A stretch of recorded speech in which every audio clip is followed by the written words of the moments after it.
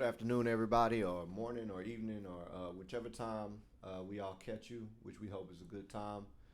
This is our Truth Podcast with Brandon and Jonathan here, and today we got some guests for you all today. We got Smallwood here, and he's gonna talk to us a little bit about his book, which I have not read yet because I don't have any money right now, but I do plan on buying it. I love to read books, read a lot of books. And our other guest here. We have Kim, who also has her own podcast and is a licensed social worker. So this topic is mental health in the Black community. Since I said everything gonna be African American based, due to this being Black History Month, so I'm kind of excited to hear both of these individuals' perspective as far as Smallwood here wrote a book pretty much on what I call is looking for your why, but we'll let him tell you exactly what he feels that it is, and we're gonna start. Obviously, this is our first female guest, so we have to let that's a piece of history for us as well. We have to let the woman speak first and introduce exactly what she want to introduce and talk about as far as her podcast and stuff. If she want to, by all means, self promote. Okay, well, thank you guys for inviting me. I'm very honored to come and contribute to the conversation. So my name is Kimberly Polo. It's difficult last name, but I'm Nigerian, and so you can find me on Facebook, of course, as Kimberly Amara, which is Amara. I have a group on there which is called Views from a Social Worker, and that's kind of where we social workers get together and we kind of talk about all kinds of things. But it's just not open to social workers. Any type of licensed professional or helping professional, you're welcome to join. Also, I have a podcast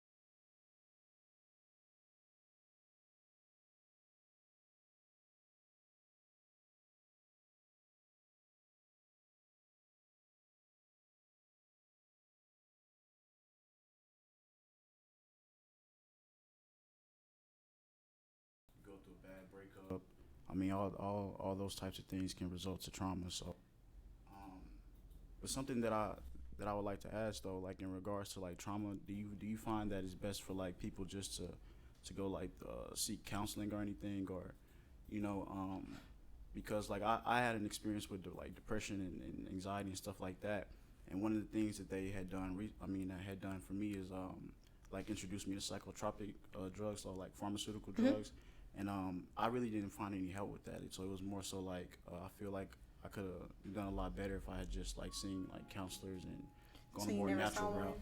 No, I did, but like Okay. it was just the introduction of like pharmaceuticals. That was kind of the first thing they wanted to do, Really? rather Okay. than like trying to really get to the bottom of everything. You know? Oh, that's interesting. Yeah. Yes, I have a therapist. Yeah. I feel like, and most therapists have therapists. But yes, I recommend it, especially for colored folk, black people, whatever. I think that you should definitely have a therapist, and especially for men, because I know for him, Kevin, my son, he's been in therapy now 4 years. But the first time, I specifically was looking for a black male because they're like unicorns. Right. And so I found an older black guy, and he was really good, excellent. However, him and I we connected more.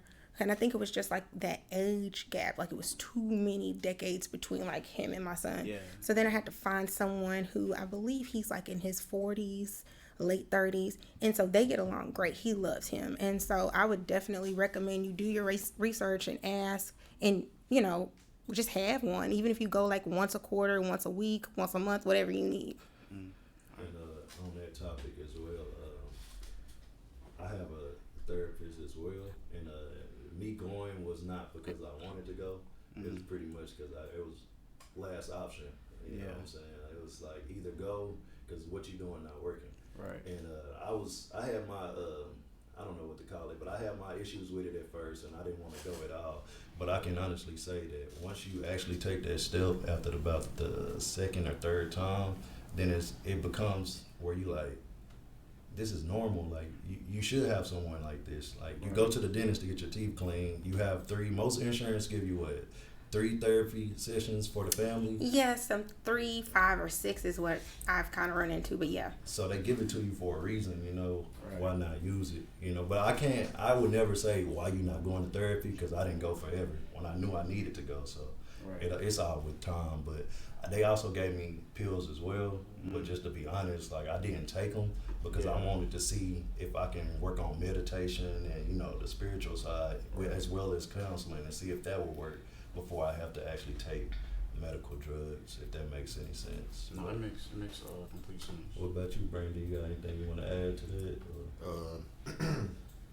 Well, like I haven't seen a therapist in like 14 or 15 years. But I mean, I used to go, and then they put you, like they just put you. When I went, they just put you on medicine. So I was, I looked at it like, like they not really helping me in a way, I guess. Because when I would go back and like, it was like I was going back to do a survey on what the medicine was and how the medicine affected me. But I was too young to understand, what any of that meant. Like I didn't understand, it's like is the medicine making me sleepy, this. It was never about, how do you feel? Like when I first got there, before they tried to diagnose me, it wasn't like, how do you feel? Do you have friends? Do you love your parents? Like they didn't ask me questions like that. I think what happened is like my parents might have said, this is the problem we're having, and they were like, this is what we'll try to do about it. So I never had any, like they didn't include me, and I felt like, my life would have been different if my ideas would have been included. And no, I didn't. I mean, I want to go back to therapy because I want somebody to talk to, or somebody to understand me. I guess like I feel like I've been looking for somebody to understand, how I feel and why I think the way I think and what I go through. And I guess like some of the things I do in life to other people is because that's what I'm looking for. Yeah, and the reason why I want to ask is what is trauma?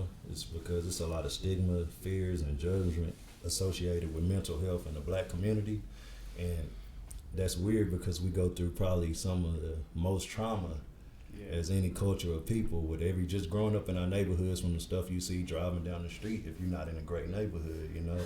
So I guess what I'm getting at is, why is it any stigma, fears, and judgment associated with it? Is it more of a do y'all feel it's more of a issue as a whole, where someone tried to make that come, or do y'all feel that we bring it on ourselves with the way we interact with each other? Or how come is it that sometimes when somebody say, yeah, I went to counseling, they be like, what's wrong with you?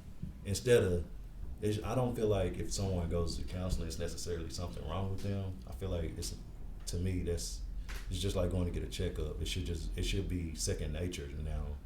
It's changing now based on how the world is going, but it's still kind of a little stigma on it, where black people are the most misdiagnosed according to most studies. And Well, so just to kind of touch on the medicine piece of it, a lot of that is money, right? Right. Because you can't really, and don't quote me on this, I'm going through clinical supervision to get my LCSW, but essentially, like, when you go, you know, you have so many sessions, but like after a while, especially like a therapist, even if it's an LPC or LCSW, they can only like see you so many times, and then like you have to like have a diagnosis, if that makes sense, because it's like an insurance thing. And so it doesn't necessarily have anything to do with you, because I mean, good psychotherapy is a combination of maybe medicine and actual therapy, you know. So when you, 9 times out of 10, if you go and they're just already like based off of what maybe your parents told them or just what you tell them, and they just are wanting to go to some type of drug, you probably need to look around for somebody else. And that's just been my experience with myself and with him. They're quick to put you on medicine, but there's other things working in the background. And people, then too, just culturally, I feel like America, like there's a pill for everything. So why wouldn't there be a pill for mental health? You know what I mean? So it's really just one of those types of, I think, issues. And when you don't know, you don't know. And so you do have a lot of kids that were put on, like, I think back in the day it was like Ritalin, but now it's like Adderall and what's the other one, Concerta and stuff. And I mean, there's limited research on like the long-term effects on these children, and it's even less when you talk about kids of color. So Yeah, when I was on the medicine, because I went through a couple of them, because one of them was my heart will race when I was on it, even though it like slowed me down at the same time, like to where I was, you know, not wanting to engage. And then they put me on another one. It started with a C. I don't remember the name, but what it did, I just like didn't want to do anything. Like, I didn't want to go to school, or if I went to school, I stayed like right by the school. I could just go home. Like, I didn't care. And even like I stopped taking it, but even after I stopped taking it, it took me so long to, you know, come back around to feeling like, you know, just feeling like it, or feeling you know, happy or elated. And it went by in a blur. That's the next thing. Like, it went by in a blur, because people asked me, I was like, I don't know why I did it. I just didn't feel like it. And I feel like that's an excuse at times. Like, you didn't feel like going to school. It's like, well, like, literally just wanted to go home, and that's what I did. And I didn't, you know, like, then I didn't understand, but now I understand that it was the medicine, whether or not, you know, I should have been at school or not. The medicine, you know, just made me not care about things, not in an aggressive way, but in a very nonchalant, like, it doesn't even matter, like, it's, you know, like, and that's dangerous, you know, to be that young to think that way. I agree. And so, and you know, the thing about it is you have to, and because when I worked at the behavioral health clinic, this is before I even thought about, you know, finishing. I was still knee deep in my program. What I have found is that there were a lot of parents who their children were on some type of medication, and it's like it's a secret. So it could have been, and for whatever reason, therapy or saying, well, my child goes to a therapist or they have to see somebody, I don't know if it's like some type of cloak of shame. Because when you ask that question, I'm literally like trying to think, like I'm going back to like slavery, to like Reconstruction era, to like, you know, Jim Crow. And I'm trying to think like at what point in the Black community did we get to this place where, because God has always been like the foundation, right? And so God is and was supposed to be like your go-to and your escape plan. You know what I mean? Like if you're going through some things, pray about it. So I think we got that on lock. But when God doesn't work, right? And not in that sense, but like when the problem still persists, the child is still whatever, the marriage, whatever, or you know, you still are going through some type of traumatic event, your child is still murdered or killed, then what do you do? Because I have been praying, I'm going to church, I'm tithing, I'm doing all of these things, and so I don't really know that I can even answer that question. All I can say is that we have adapted to the trauma, because I would argue that we are the most traumatized group of people in the world. Period. You know, what is it? The African diaspora, Black people, whatever. Just I feel like we are the most traumatized. But as far as in America, I mean, we've evolved, we've adapted, but we just have always been strong in a sense of like, you know, like we have just been the dumping ground for everything. And so I don't know that that's a question that we could really even answer. You know what I mean? Like, Maybe it is a tough one. I want to hear your side of it too. But real quick on the God thing, I think a lot of people forget about the fact of, yeah, it says prayer, but what prayer without works is dead. So he put a lot of avenues, like the people that some of the individuals will say, I'm not gonna go to the doctor. God said I'm gonna be okay. Well, God actually put that doctor there for you to go to that doctor. But okay, you know. But yeah, I'm gonna let you go. Oh, I got one more thing to say. And sometimes what I notice this, like God put a lot of signs in front of you, and if you don't pay attention, sometimes why, you know, like I understood that your prayers don't get answered, and you got to be in tune with wanting an answer. So, you know, like taking in everything. Like, you know, some people are mad or upset about things or going through something, and they kind of block out some of the things that, because it might be a sign. Like you need to take it in more, pay more attention, because, you know, like something that you saw that morning might make sense, you know, in the afternoon. And I feel like that's what I did, you know, a lot. Like, yeah, I believe, but I you know, I gave up the faith, you know, like I didn't keep believing. And then once I asked, like I used to tell Jonathan all the time, like I just asked, like I really wanted to know. And then I started to pay attention, you know, like he's talking to me. I'm the one, like I'm sitting here like, oh, you know, you're not paying attention to me. No, I'm not paying attention to him. And like that, you know, that hurt me when I was like, so this whole time I'm asking for something, but I'm asking for what I want, and I'm only looking for what I want, and I'm not including, you know, everything else. And once I started including everything else and incorporating it, you know, I was able to see more. And on that note, I want you to go ahead and try to, I guess, attempt to answer the first question, but as well as when in your book, it's just a quote off your book when it say, difficult times have a way of providing a level of growth that smooth sailing cannot afford us. Trying to kind of tie it all in together, because I think that's all in one little circle what we're talking about. So first I want to say, you know, I completely resonate with what Brandon was saying about the experience with pharmaceutical drugs. So, you know, I didn't get exposed to pharmaceutical drugs when I was a child, but after college I was having like a real tough transition period, like going into a new job, having relationship issues, money issues, all of that type of stuff. And so I sought out help, and like I was saying, I thought I would be able like to see a doctor and go through like counseling and therapy and see what's like really going on with me. But like the first thing they wanted to do was like, you know, push pharmaceutical drugs on me. And like I didn't really have any information on them. So I'm just thinking like, okay, this guy's a doctor, you know what I'm saying? They know what's best for me.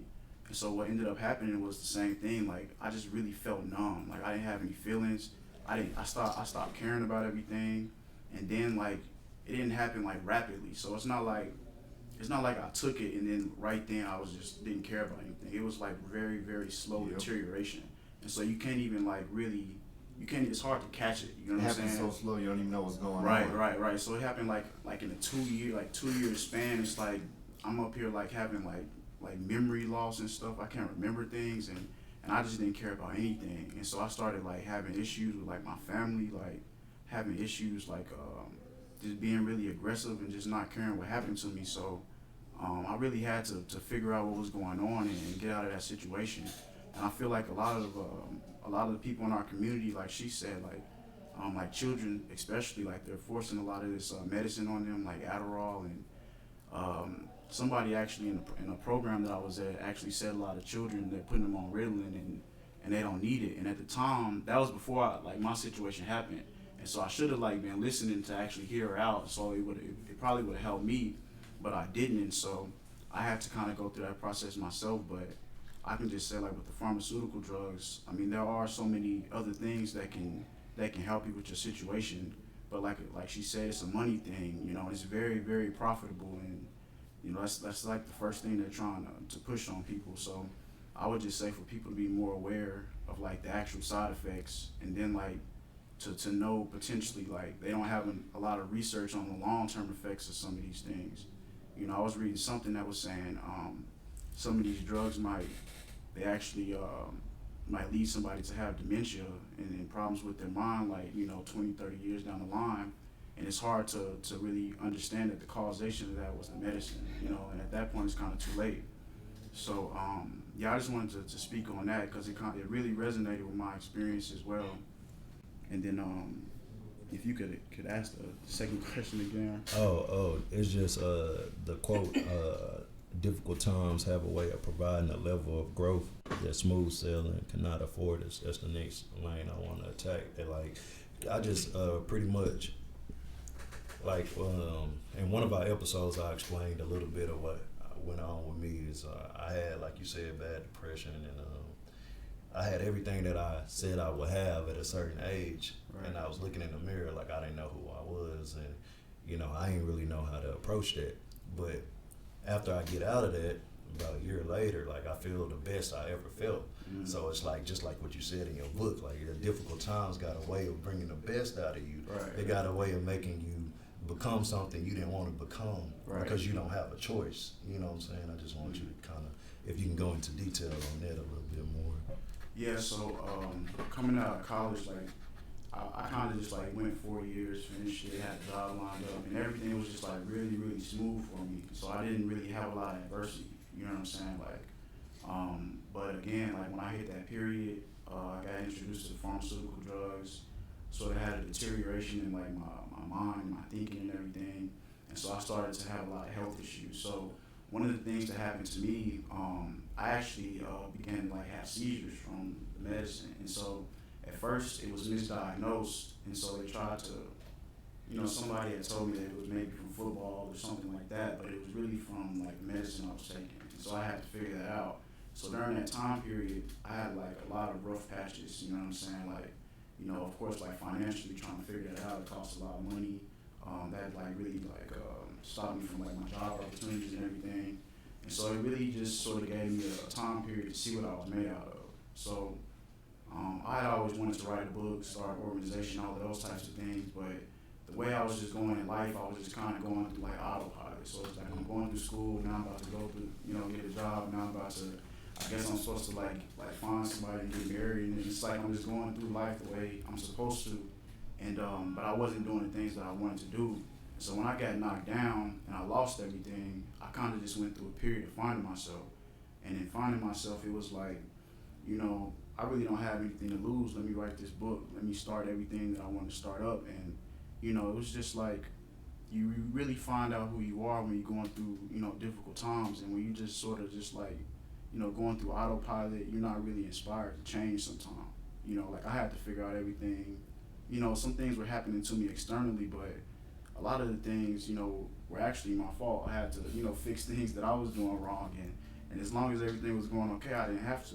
You know what I'm saying? So when everything got rough, I had to really take a hard look in the mirror and everything, you know. Yeah, that's what I say all the time. Yeah. I say it all the time. I was like, man, if I'm going, like, man, like, the power in telling it to yourself and not letting everybody else, affect you. Like, one thing that makes a lot of sense to me, if you're going through something or you went through something, or, like at a certain age, I can't speak for every, like I can't speak for little kids, I can't speak for teenagers, but I can speak for an adult, I can speak for a grown person. A lot of the times, we go through some things, and we always want to, well, I'm not even going to put it that way, because then that's putting everybody in a box. Just say I'm gonna put it in a different way. So, if you and another person, like more of that cause and effect, one thing leads to another. I don't believe in cause and effect. I believe in, cause and effect. This situation, cause and effect in that situation. Basically, what I'm saying is both people could have took something from it. So, a lot of times we go through what we go through and we repeat going through what we're going through. Like, going through it once is supposed to give us, some type of heads up, or hey, this is what can happen, will happen. You don't want to go any further. And I used to, you could put it in relationships. Like you abuse yourself. Like is literal abuse. Like to put yourself, like to have to struggle, with in a relationship. If it's not, serving you in some type of way, or if you're not happy, is actually abuse. Yeah. So, what I started to understand is the things that I went through, the problems that I had, and a lot of the things, that happened to me, whether it was good or bad, was all my fault. And it might not have been all my fault, but some of it, it was my choice. Yeah, Or I played a part in it. So I started to understand that even though it might have been the other person's fault, I gotta take something. Yeah. I gotta take something back from this every single time, because if it was their fault this time, it's my fault next time. I choose what I allow to choose how to happen. react. Like we Yeah. talked about that in another episode as well. Like we're not necessarily saying everything is everyone's fault. No. That's not. But we're saying if you take back the power of the situation, then it kind of put it back in perspective for you. Meaning, like, instead of blaming everybody for your shortcomings, if you look at it internally, then you can actually do something about it. Because sometimes myself, when I used to blame people for situations, it never changed.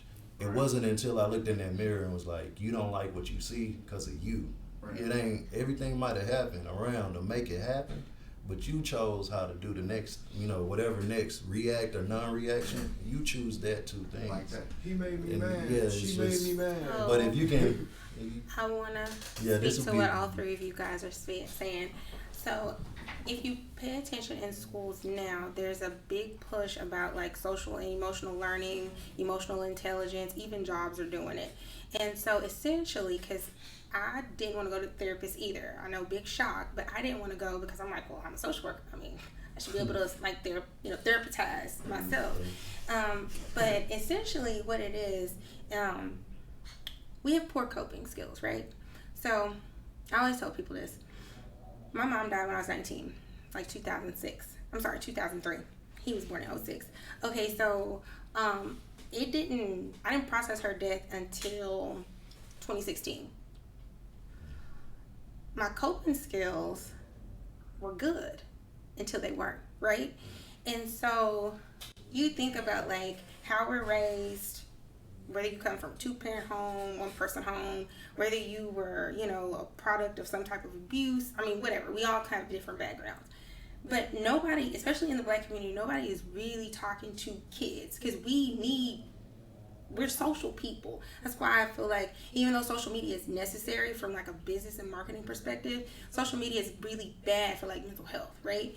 And so when you think about the fact that, okay, well, men and women are like socialized differently even, and there are just certain things that we are told from our environment, our external environment, like I'm a man, I'm not supposed to be, I'm supposed to be a certain way, I'm a woman, I'm supposed to do this and be demure and submissive, but not in that way, but just, I'm not supposed to speak my mind. And so you grow up, maybe you have a traumatic event or 3 or 4 or 10, who knows, but by the time you get to your grown folk age, right, when you start really adulting, all that crap finally just hits you. And so you don't even realize, but you've had coping skills and coping mechanisms. Now your coping skills are essentially like how you deal with stuff. Like you think about it. I've had people die and you be like, hey, are you gonna go to the funeral? No, people fall out, get pissed off, and I'm always like, well, you don't know how they process stuff. That might be how they cope. Who am I to say, well, you need to go to the funeral just because it's grandmama? I mean, yes, it is grandmama, but they may not make it. This is traumatic for them, right? Okay, versus you have some people who, because they have piss poor coping skills, they drink, they smoke, they're addicted to porn, right? They overeat. I mean, and so we don't think about all of those little things. And, I tell everybody as well, there's a thing called ACEs. And I'll, talk to you about it so you can, maybe put it in your show notes or whatever. But it's something that I'm, working on a workshop because, I want to do kind of like a conference of sorts. It's an ACEs score, and essentially it's only 1 to 10, and I mean, I'm pretty sure we could expand on it, but essentially your ACEs score kind of gives you if you've ever been exposed to any type of trauma. So, were you a product of divorce? Did you experience domestic violence in the home? And it kind of tells you so much about damn, maybe I have some problems, and I hate it. But I like the fact that you guys are discussing the fact that, okay, you know what? When I got to 25 or I got to 30 or I got that first job or I transitioned out of college, I realized man, this isn't working. But it's you don't realize it's not working because you have been coping. You've been dealing with things all this time. But now maybe it is time for you to elevate. And so, unfortunately, because I think we've been conditioned to kind of just cope and deal with stuff in a certain manner, and not just from our families, but society tells us, our friends tell us, all these institutions, our jobs tell us how we need to do certain things and process certain things. We kind of just go along with it until we can't. And that's when you have the breakdowns, or you see people maybe kind of acting erratic. It's well, what's wrong with John? What's wrong with Brandon? Why are you acting like that? It might not be, you ain't having a full-blown Kanye West type of breakdown, but your coping skills suck. And I don't want to say suck, but they just need to be elevated. Yeah. So that's kind of just what I was hearing y'all say. I can agree with that. Especially on the you hit that certain you hit that wall, and yeah, for me, I just knew so much, and I hit that wall, and it broke. It broke me. I was depressed. I was. This is what, this is what life is. This is, not worth it. The things that people taught me, what everybody said, and then you're introduced to, well, that's not really, how it is, or that's not really what's gonna go down. It is not really gonna work that way, and it's very, very depressing, and that's where I had to start over, make those connections, all over again. And I never knew, I never looked at it in a way of coping, the reason why it affected me so bad was because I just ate everything up. I just took it and, kept moving. I'm thinking that that's the way it's supposed to be, like you said, until it's not, until, things change, until you see, hey, I thought if I'm not bothering nobody, nobody will bother me, or, oh, I never thought racism was what they said it was. And you just think I could totally agree to that. As a black man, and again, black women, but as a black man, and you think about it, I mean, you are maybe even triply conditioned to evolve and adapt and just cope. So you never really deal with the core of you, because you have so much that's been passed down. I mean, again, there's a whole lot that we could talk about, but we literally have kind of just, it's a snowball effect from, ancestors, and, grandmama did this or granddaddy did that, and you see what you see in the household, and if you came from a dysfunctional home, and so no, and then society turns around and says, oh, because once he got to a certain age, I started having a conversation with him, because now you're not baby Kevin. Now they're looking at you, even though you're 12, you're 13, no, you're a man, you're a black man. So there's a different, it's just different. And you have to It messed me up. Like It will mess you up. it's- It will mess you up. It's almost like they want you to be a little bit of everything. Can't be too sensitive. Can't be too tough. Can't be too judgmental. But you better judge. You can't be. You know, it's like. you're not supposed to. And no person is gonna be a It's superhero. the puppet with the strings, Yeah. and you're just kind of being pushed and pulled all over the place. Yeah. But did you have a question? Oh, I just wanted to know, you know, like why did you write the book? Like what led you to be like, you know, because people write books not for themselves. So I want to know what led you to, you know, write the book. Yeah, so again, coming out of college, I had the idea to write for a while. So it wasn't just like something I came up with out of nowhere. For about 2 years, I had like ideas and had actually made outlines of some books. But as I was saying, like while I was just on this trajectory to go do stuff and business and all of that, I never found the time. I never had the motivation, and honestly, I was like thinking of writing those books for me. But then, like when I went through my tough times, when I had the issue with pharmaceuticals, I was really depressed. I was really anxious, and I sort of lost everything. I finally like hit my I hit my bottomed out. You know what I'm saying? Like it can't get any worse than this. And then from there, I started to climb back up and rediscover myself, and just find ways to cope with everything that was happening. And so I just really wanted to share some of those things with other people. If anybody reads the book, it's a little bit about me in the beginning, but from that point, it's really just talking about all of us, as a people, as a collective, and just things that we can do to make each other's lives better, to develop personally, and to sort of try to master ourselves, and just get everything in order. So the reason why I wrote the book was like to try to inspire people and to make a difference. Yeah, and just real quick, something in his book that I got a lot of stuff highlighted. I'm not gonna read half of the book to y'all, but just something real quick I want people to understand is it says some actions. I'm just not gonna read it, but pretty much some actions are problematic because neither the past nor the future exist, and that was something that hit me hard because in my brain, I focus more on past and future in my brain than I focus on the present. And this book and in this chapter of the book, it's pretty much telling you that you got to live in the present because the past is gone, it's done. It's not here anymore, and the future hasn't came yet. So what you worried about it for? Pretty much, if I'm right about, that's where you was kind of getting at. If not, if you want to add something to it, please do. But I just thought that one of those, like, that's one of the parts that hit me hard in the book. Like, I do that all the time. Right. And so we're not worrying about the past. I don't mean like, if you have traumatic experiences or things you need to deal with, I'm not saying not to deal with them, but it's just like for somebody who dealt with depression, and I would always just sit down and keep on thinking about things that happened to me, and I just let myself just get in this, really negative space. And then also with anxiety, a lot of things with anxiety is just being fretful of things that are going to happen in the future, like things that could possibly happen. And like the thing we realize with anxiety, most of the times those outcomes never even come. So it's just like you wasted a lot of time being worried about something that never happened and was never going to happen. And so one of the things I had learned about was just learning how to stay present. And like if you have like life situations, just map it out, try to deal with it.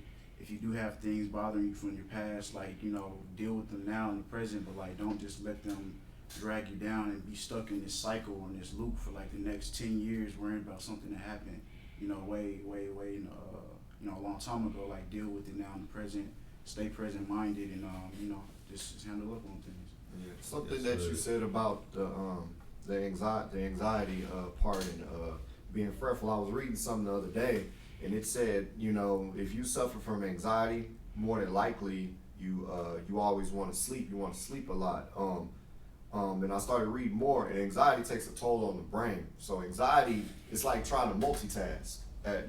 Essentially, it's like trying to multitask and do everything at one time. So they were saying that anxiety actually, tires you out. Like when people are like, oh, I just want to come home and go to sleep, I'm done with the day, all things like that. More than likely, they were done before the day began. So in their mind, that whole time, I don't want to be here, this is on their mind. And what I read is it actually tires you out. So that's why also a lot of people are tired when they first, get to work, or by 12 o'clock they're done. That's because their mind is already checked out. They're physically still there, but their mind already checked out. And a lot of it deals with anxiety. It deals with what you're gonna do when you get off. It deals with somebody texting you, being on your phone. It deals with lack of focus. So I just wanted to expand on that.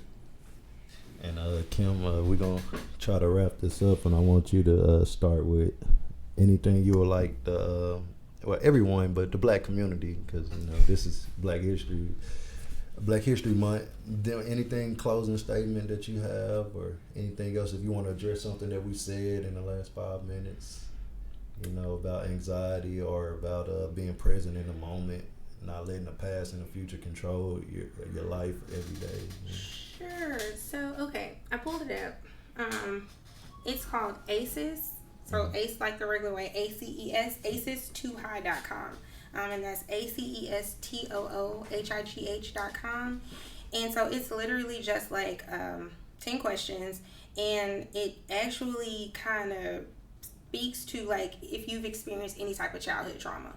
Because I feel like most of our issues can always be traced back to something that occurred in childhood, whether it was like, extreme or just maybe subtle. Because the thing of it is that trauma is like subjective in a sense of it's your perceived reality, right? So just because I don't fall out because grandmother passed away, right, doesn't mean that a sibling or someone is not totally just, they can't deal, they can't cope. So again, coping skills, it depends on personality. It does have, our brains, there is such a thing as like chemical imbalance, because what you were saying, essentially your brain never shuts off. So it's real easy to see how, okay, I got up in the morning and I'm already like, ugh, I'm already feeling tired, I'm already feeling overwhelmed, because my brain has never stopped.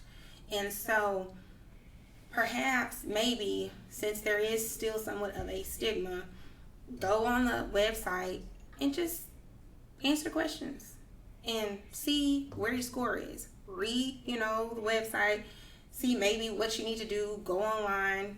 Maybe you need a therapist. Maybe you just need to talk to somebody who can be supportive. It doesn't have to be like, oh, I gotta go to the therapist tomorrow. If you don't feel like going to therapy, don't. But my whole thing is really just to get people out of these silos, because I feel like when we go through stuff, maybe we have like our immediate friends, but then sometimes our friends don't even know what we're going through. Like we just will go through our own personal hell by ourselves and no one will ever know. So my whole goal is to just get us talking. I think this is great, especially for Black men, because I have a Black son, and I encourage everybody to just really just start talking about what you feel, how you feel, and eventually you will maybe need a licensed professional that you would need to talk to help you get to that next level. So what about you?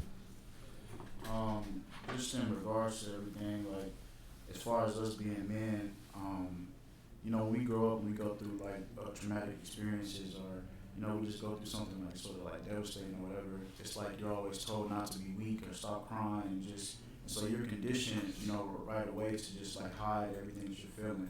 And so we go through, growing up like the next decade, going through teenage years, it's just like you're being conditioned to not really express yourself and to just bottle everything in. And so when you, like you were saying, like we might be the most traumatized people here. It's like, you turn on television, you see something happen with a police officer or whatever.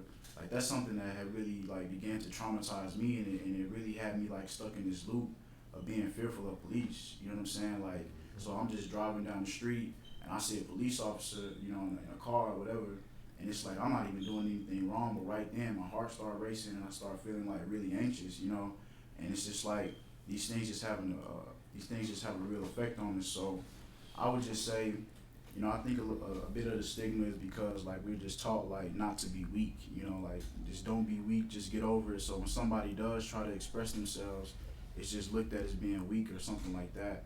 And then again, like as far as knowing about like your mental health being a stigma. I don't know, like they're not really educated on it. So if you speak out on it, they'll be like, oh, like, oh, you crazy or something, like something wrong with you. And it's like, it's nothing like that. It's just people, they aren't educated on the topic. So I would just say like to educate yourself and, just be more aware of these things. And, I guess just take some of the information we shared on the podcast today. Oh yeah, you want me? yeah. I'll go. Then you can finish it out. Yeah, I did have something to say about both of y'all was saying the stigma and how it's I don't know if y'all feel the same way. Like sometimes you don't want to go anywhere because of how you like you be like somebody gonna look at me like this, or somebody's gonna think of me as like aggressive or not able to control myself. I wouldn't say like, why would anybody fear of going out because people are gonna respect them? You know what I mean?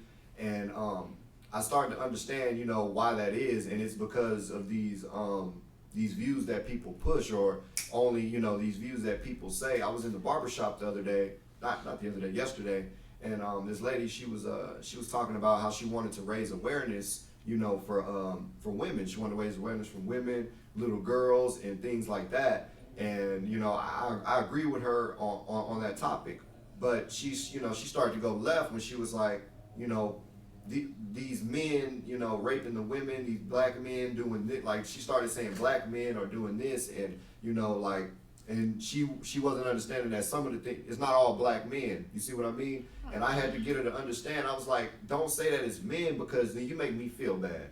I feel like because I don't know people like that. Like the people you're naming, I don't know those people. So that's, like how you were saying earlier, like it's not, everybody's trauma isn't the same. Right. So what she's seeing, I've never seen in my life. So, I told her the one way we can reverse it is stop categorizing it. Men do this. Just say that people do this, because that's essentially that's what it is. Those people. I'm going to make just a few suggestions for you guys. I think personally, especially for us as black people in the black community, because I get really pissed off when people start talking about black men, not because I'm like the keeper of all black men, but I'm raising a black son. And so, it pisses me off when people just like maybe focus on women completely, because I'm like, black men are molested too, more so than you think. Yeah. And we need to have that conversation. But that's a topic for another day. But I really think that maybe perhaps just everyday things like stuff like that, because people are not going to want to talk about it. And I think it's great for us to say, oh yes, let's talk about it, get help, but they're not, right? And so you're going to have stuff like that where people are going to be coming because maybe she had a bad experience with a black man, maybe her black man husband left her, and so she's just coming from her own perspective. But it takes people like you, people like me, and you with your experience in your book, and you having this podcast and you having this podcast, and we coming together and having those different perspectives, because I really do feel like sometimes we kind of put ourselves in a box as black people because we feel like we all coming from the same the same perspective. Mm-hmm. Like all black people are Democrats, all black people are Christian, all black people, and we all like chicken and watermelon. I'm just saying, like stereotypical crap, and that's not it. And so the mental health piece, I think for us, spans a broader spectrum, just because we really do deal with so much crap. Because when you said the anxiety about the police, as he gets older, I know my anxiety is just out of control, because I'm like, one day he's going to be driving, one day he's going to be doing this, and he wants to go out and have a social life. And I can't project that fear on him because I want him to still be a kid, but I'm also a mama. And it's like, dang. So I think that would be great. Yeah, and sorry. Oh yeah, my bad. My bad. You got me wanting to say something. At the end of the, because at the end of the conversation, she agreed with me, which was good. She was in the barbershop. She was really loud. She was really upset. And I'm a person. I wouldn't say I'm shy. I'll talk to anybody that speaks to me, but I don't look for people to go help. I don't look for people. I don't look for stuff. I let stuff find me. And like something, I don't know if it's just me growing up and being more of a man, but sometimes I say exactly what's on my mind if it bothers me.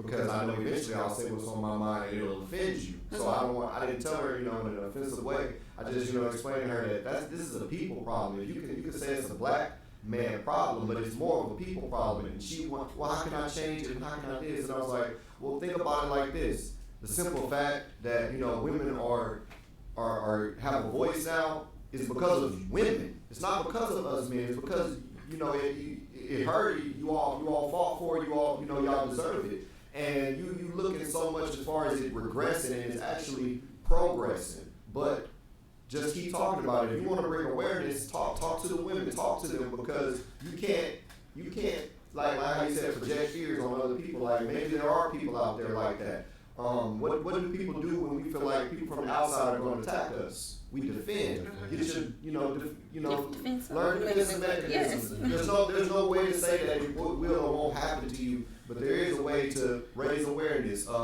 Defend yourself. Because I said, well, I have sisters, and that I mean, they're not gonna tell me everything, but just from being on the outside looking in, like, my dad respected her. Like, my sisters carried themselves a different way that made other people want to be around them and be like them, and not in the negative way. Like my sisters didn't have friends that were negative. That was more of me. I had people around me that weren't good for me. But getting older, my sisters, the reason why they succeeded was because they had good people around them. They never let other people influence them, and that, to me, that was just an example of it can be done. But it's funny that both of y'all say about the what you was talking about with the family trauma. We have an episode that we should have done already. Family hurts, and it was funny that you're talking about cops. I got two friends that are cops. I'm probably assuming here, so if I'm wrong, they'll let me know. But two different perspectives on cops. They both Dallas police officers. So we're going to have a show with African American cops in the inner community. That'll be interesting. So both of those shows is directly what you guys are saying. So I think we kind of should have them shows next. But we'll talk about that with the co-host. It's a 50-50 decision. But mine's real quick. I guess my little closing statements. Pretty much the gist. I mean, y'all covered everything. The only thing I want to get across is the cliche that therapy is for white people. Can we please dead that from this point on? Because therapy is for everyone. Everyone can use it. If you say you don't need it, that's up to you. Right. But I feel like everyone can use it. And this conversation just shown that a lot of times we are all going through the same things. But it might be a different situation, but it's the same mental makeup that is making you feel. So, be careful how you approach some people. You never know what they're going through. And we hope you guys enjoyed this podcast as much as we enjoyed listening to our guests. And by all means, if y'all want to come back, let us know. For sure. Thank you. No problem. And we'll call this a day. All right.